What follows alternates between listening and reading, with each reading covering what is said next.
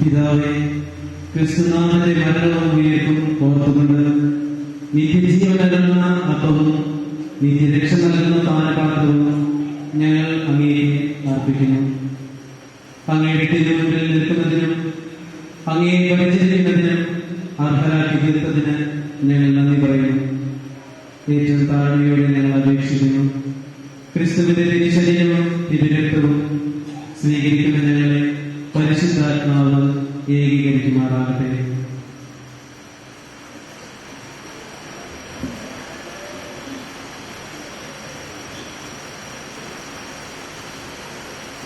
പിതാവേ, ലോകമെങ്ങും വ്യാപിച്ചു കിടക്കുന്ന തിരുസഭയെ തിരുപ്പാർക്കുന്നു. അങ്ങയുടെ ദാസനായ ഫ്രാൻസിസ് മാർപ്പാപ്പയും ഞങ്ങളുടെ രൂപതധ്യക്ഷനായ ജോസഫ് മെത്രാനും എല്ലാ ഏകീകരണപ്പെട്ട സഭയെ സ്നേഹത്തിന്റെ പരിപൂർണതയിൽ എത്തിക്കേണ്ടത്.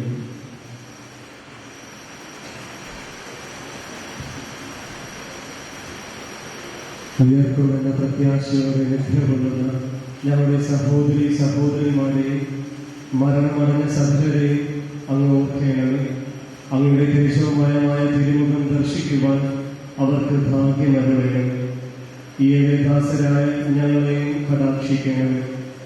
ദൈവമാതാവായ പരിശുദ്ധ കന്യകാമറിയത്തോടും അപ്പോസ്തല ഗണത്തോടും ലോകാരംഭം മുതൽ അങ്ങേക്ക് പ്രിയങ്കരമായ വിധം ജീവിതം നയിച്ച സകല വിശുദ്ധാന്മാരോടുമൊത്ത് നിത്യായുസ്സിൽ പങ്കുചേരുവാൻ അങ്ങയുടെ പുത്രനായ യേശു ക്രിസ്തു വഴി അങ്ങേ വാഴ്ത്തി സ്തുതിക്കുവാൻ ഞങ്ങളെ അർഹരാക്കണമേ.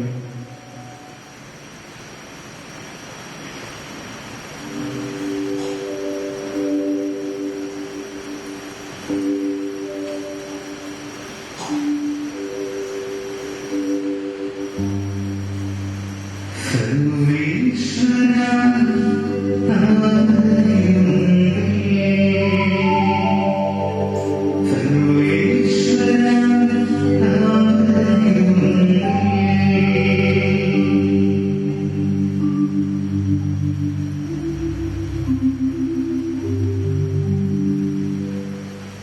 ദൈവമേ സർവശക്തനായ പിതാവേ, അങ്ങേക്ക് ക്രിസ്തുവിനോടെ ക്രിസ്തുവിനോടുകൂടെ ക്രിസ്തുവിൽ തന്നെ പരിശുദ്ധാത്മാവുമായ ഐക്യത്തിൽ എല്ലാ മഹിമയും ആരാധനയും എന്നുവരെ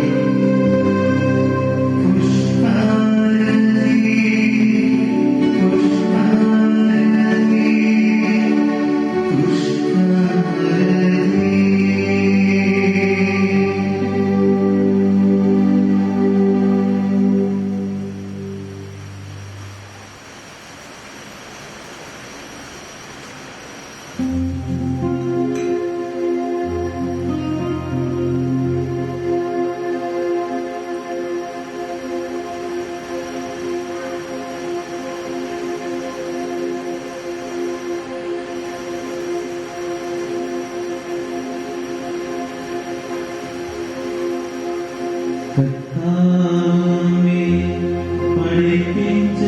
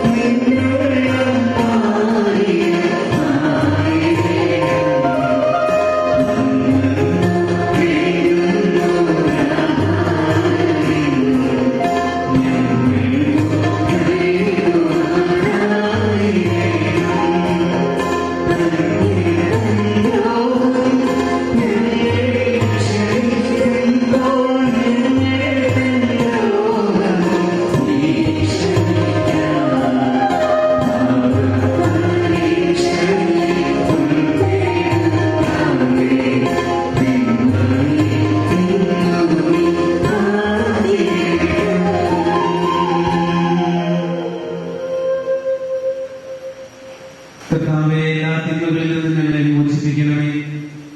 ഈ കാലയളവിലും ഞങ്ങൾക്ക് സമാധാനം നൽകണമേ. പാപത്തിൽ നിന്നും അസ്വസ്ഥതകളിൽ നിന്നും ഞങ്ങളെ എപ്പോഴും കരുണാപൂർവ്വം കാത്തുകൊള്ളണമേ. നിത്യസൗഭാഗ്യവും രക്ഷകനായ യേശുക്രിസ്തുവിന്റെ പുനരാഗമനവും ഞങ്ങൾ പ്രതീക്ഷിക്കുന്നു.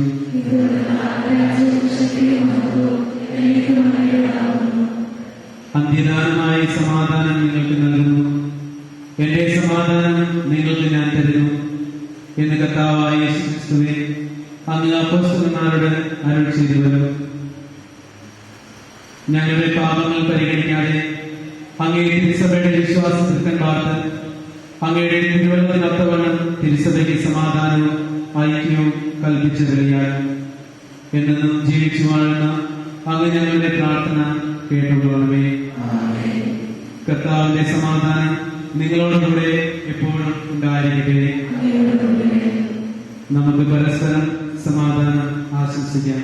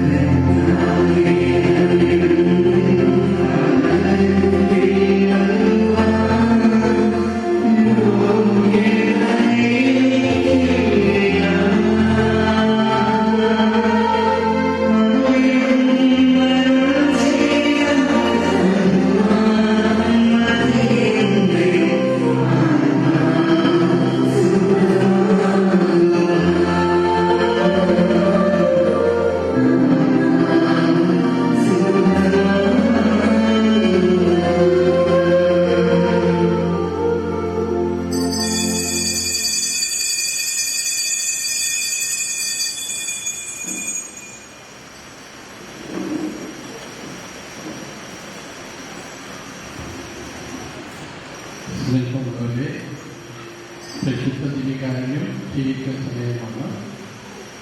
ബഹുമാനപ്പെട്ട ബിനു അച്ഛൻ്റെ മാതാപിതാക്കളും അമ്മയും സഹോദരിയും വലിയും അമ്മൂമ്മയും അമ്മൂമ്മയും അതുപോലെ ബിജുവിൻ്റെ കുടുംബത്തിലെ എല്ലാവരും, അതുപോലെ ബിജുവിൻ്റെ പാപ്പത്തിൻ്റെ വീട്ടുകാർ പള്ളിപ്പുറത്ത് വന്നിട്ടുണ്ടെങ്കിൽ അവരും ഒക്കെ ബിജുവിനെ കഴിയുന്ന പരിശുദ്ധ കുർബാന സ്വീകരിക്കുകയാണ്.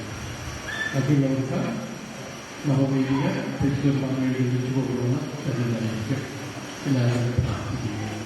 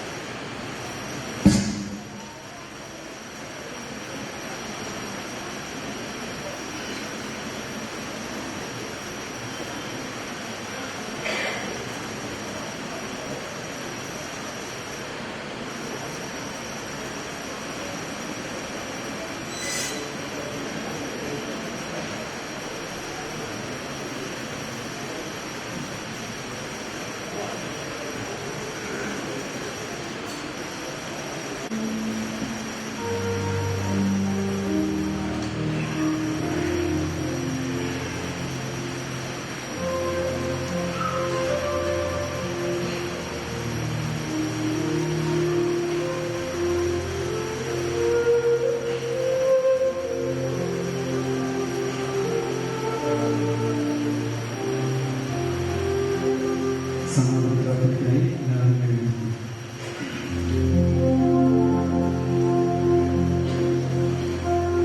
നമുക്ക് പ്രാർത്ഥിക്കാം. പരിശുദ്ധനായ പിതാവേ, സ്വർഗീയ ഭക്ഷിക്കുകയും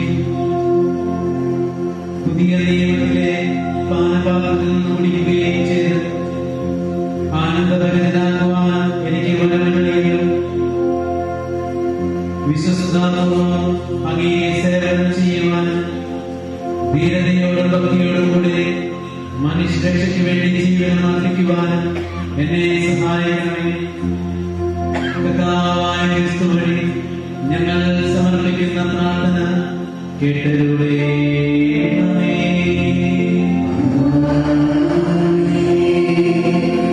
സർവശക്തനായ ദൈവം പിതാവും പുത്രനും പരിശുദ്ധാത്മാവും വഴി നിങ്ങളെ അനുഗ്രഹിക്കുമാറാകട്ടെ.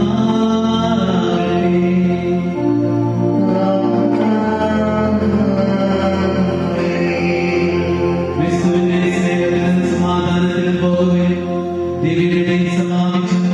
Hallelujah, hallelujah.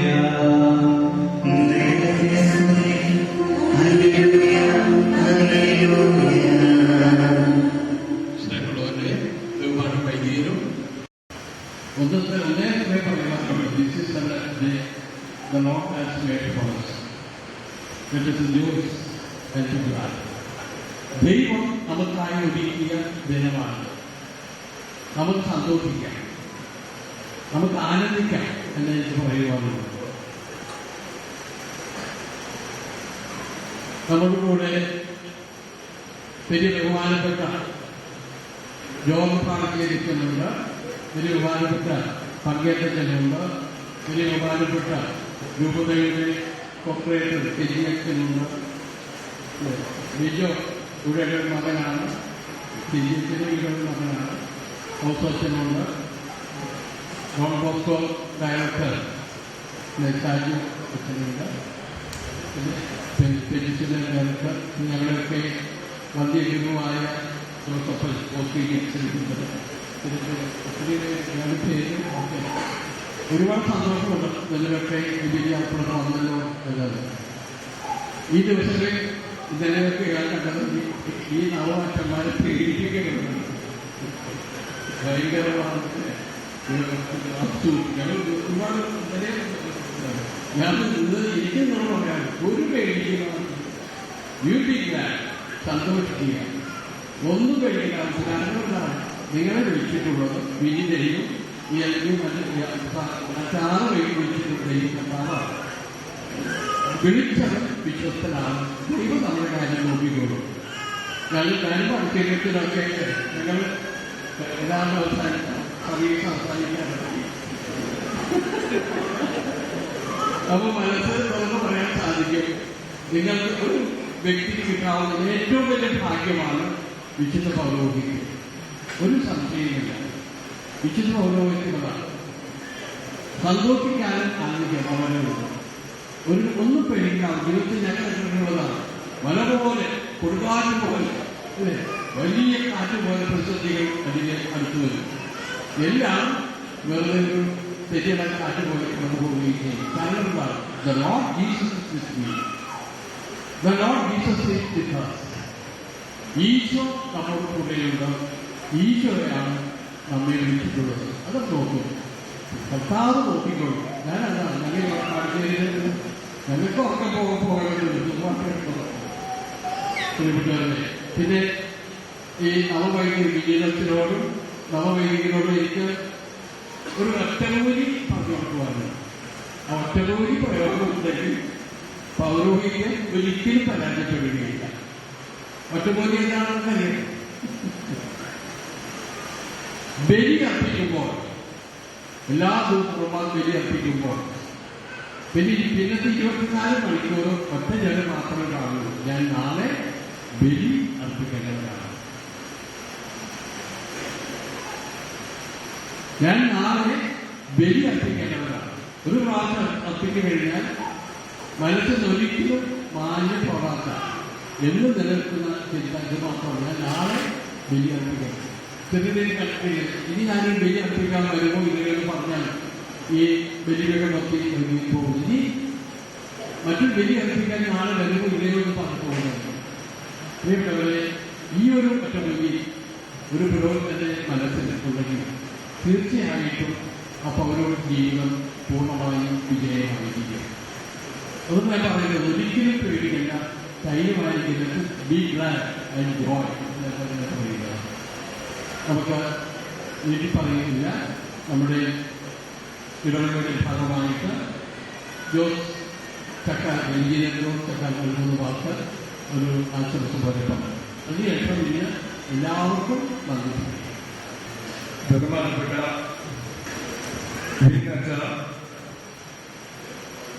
വികാരി ഡോമിനിക് കിറേറ്റ, ബഹുമാനപ്പെട്ട വൈദികരെ, സിസ്റ്റേഴ്സ്, വിനയത്തിന്റെ മാതാപിതാക്കളെ, ബന്ധുമിത്രാദികളെ, സ്നേഹകരുന്ന സഹോദരി സഹോദരന്മാരെ,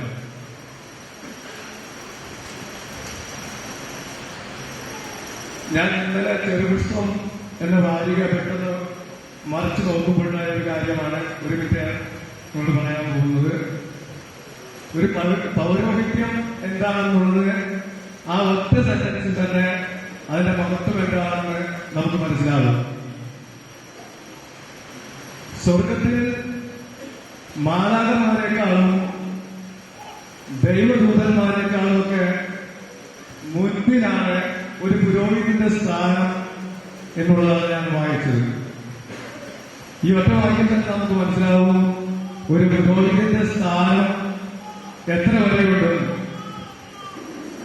നമ്മുടെ കൂടെ ഇത്ര കാലം കളിച്ച് നമ്മുടെ ഈ ദേവാലയത്തിൽ ശുശ്രൂഷകൾ അർപ്പിച്ച് നമ്മളൊക്കെ കളിച്ച് തിരിച്ചു നടന്ന നമ്മുടെ ഭിന്നച്ചൻ ദൈവത്തിന്റെ തൊട്ടടുത്ത് ദൈവദൂതന്മാരെക്കാളും ഉന്നതമായ ഒരു സ്ഥാനം അലങ്കരിക്കുന്നു എന്നുള്ളത് ഈ ഇടവ ദിനത്തെ കുറിച്ചും ഇടവ ദിനത്തിനും നമുക്ക് എല്ലാവർക്കും വളരെ അഭിമാനത്തിന് വക നൽകുന്നതാണ്. ഇവിടെ സ്വാഗത പ്രസംഗത്തിലെ അച്ഛൻ പറഞ്ഞതുപോലെ വൈദികർ മൺകുടങ്ങൾ കൊണ്ട് നടക്കുന്നവരാണ്, അല്ലെങ്കിൽ മൺകുടങ്ങളാൽ മെനഞ്ഞെടുത്തവരാണെന്നുള്ളതാണ്.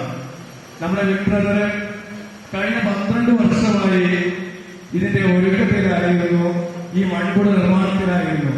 സെമിനാരികളിലും മറ്റു പള്ളികളിലും ശുശ്രൂഷ ചെയ്ത് ഈ കഴിഞ്ഞ 12 വർഷമായി അദ്ദേഹം തന്റെ പൗരോഹിത്യത്തിന് വേണ്ട ഒരുക്കങ്ങൾ പൂർത്തിയാക്കി ഇന്നലെ നമ്മുടെ പിതാവിൽ നിന്നും വൈദിക പട്ടം സ്വീകരിച്ചിരിക്കുകയാണ്. ഇന്നത്തെ കാലത്ത് ഏറ്റവും ബുദ്ധിമുട്ടേറിയ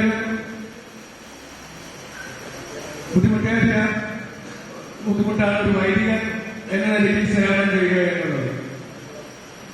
പൗരോഹിത്യം എന്ന മൺകുടം ചുമന്ന് ഈ സമൂഹത്തിന്റെ മുന്നിൽ നടന്നു പോകുമ്പോൾ പല തരത്തിലുള്ളവർ, നാട്ടുകാര്, മറ്റു സമുദായക്കാരൊക്കെ ഏറ്റവും കൂടുതൽ കല്ലുകളിലിരുന്ന് ഈ മൺകുടത്തെ കേടുപാടുകൾ വരുത്താൻ ശ്രമിക്കുന്നത് നമ്മൾ കണ്ടിട്ടുണ്ട്.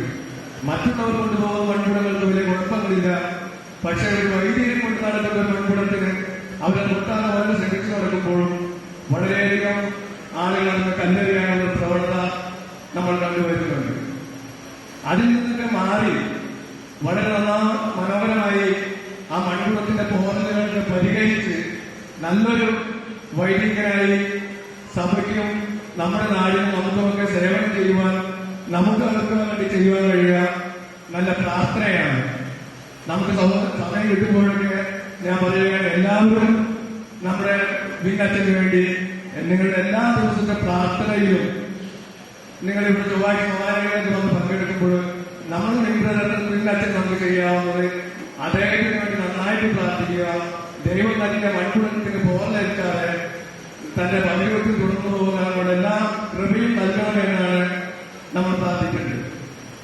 അതോടൊപ്പം എനിക്ക് നന്ദി പറയാൻ ഏറ്റവും കൂടുതൽ നന്ദി പറയാൻ തോന്നുന്നത് അച്ഛന്റെ മാതാപിതാക്കളായ ജോൺ ചേട്ടനോടും ഗ്രേസി ചേച്ചിയോടും അദ്ദേഹത്തിനെ ഈ ഔന്നത്യത്തിലേക്ക് ഉയർത്തിയ അദ്ദേഹത്തിന്റെ ബന്ധുമിത്രാദികൾ, സഹോദരി, മറ്റുള്ളവരുമാണ്.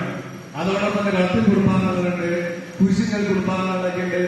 ഇവരുടെ ഈ അച്ഛനെ ഒരു വൈദ്യനാക്കാൻ ശ്രമിച്ച് ഈ നിലയിലേക്ക് എത്തിച്ച ഇവരെല്ലാവരെയും ഈ തരുണത്തിൽ ഞാൻ ഏറ്റവും കൂടുതൽ നന്ദിയോടെ സ്മരിക്കുകയാണ്.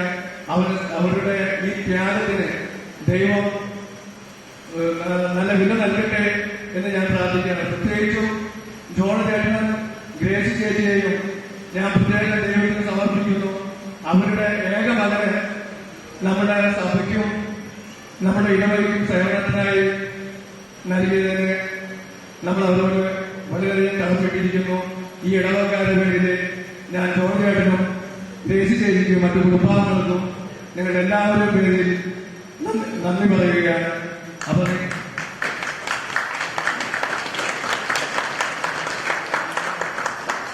അതുപോലെ അച്ഛനോട് ഞങ്ങൾക്കൊരു അഭ്യർത്ഥനയുണ്ട്.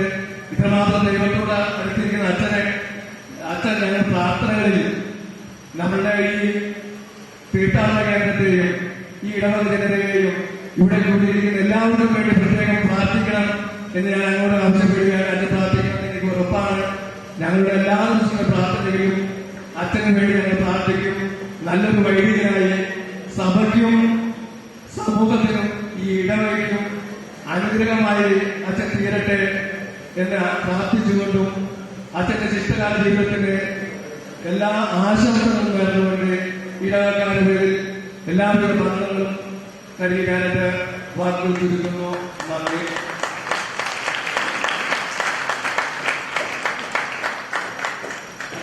വിനത്തിന് ഇടവകയുടെ ഒരു ഉപകാരം നൽകുന്നതിനായി നമ്മുടെ വികാരി വികരണം ഫാദർ ഡൊമിനിക് തീരത്തിനെ ക്ഷണിക്കുന്നു. വിനത്തിനെയും ക്ഷണിക്കുന്നു.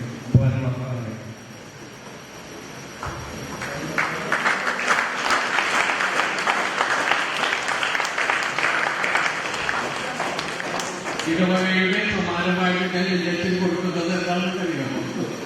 പരിശുദ്ധ അമ്മയുടെ ചിത്രമാണ്. പരിശുദ്ധ അമ്മയുടെ ചിത്രം സമാനം ഇടവകയുടെ പേരിലാണ് കൊടുക്കുന്നത്. അതെന്നും അച്ഛൻ്റെ മുടി എന്നത് സൂചിപ്പിക്കുകയാണ്.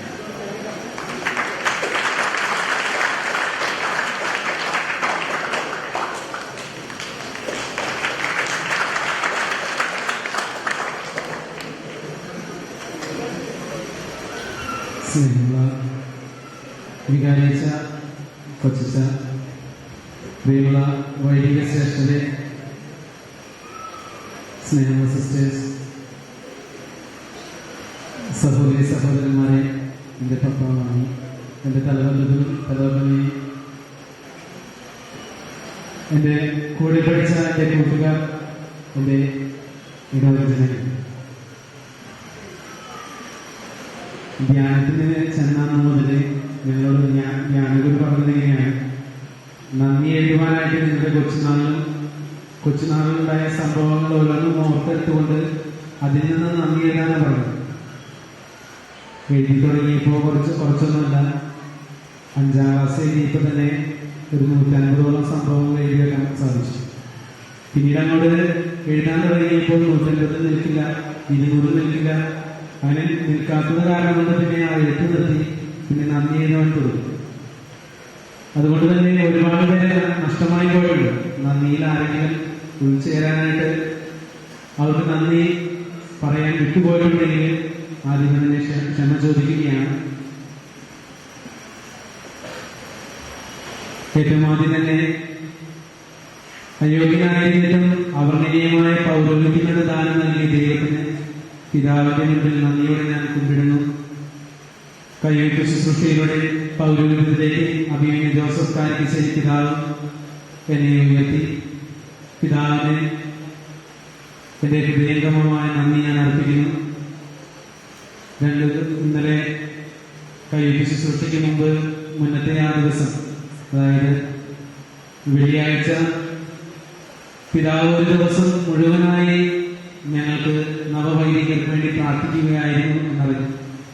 പിതാവിന്റെ പ്രാർത്ഥനയ്ക്ക് ഒരുപാട് നന്ദി ഞാൻ അർപ്പിക്കുന്നു. സെമിനാരിയിലേക്ക് തിരഞ്ഞെടുത്ത് എന്റെ രൂപീകരണത്തിന് പ്രധാന പങ്കുവഹിച്ച അഭിമന്യ ഫ്രാൻസിസ് കല്ലറക്കൽ മെത്രാപ്പോലീത്തയെ നന്ദി.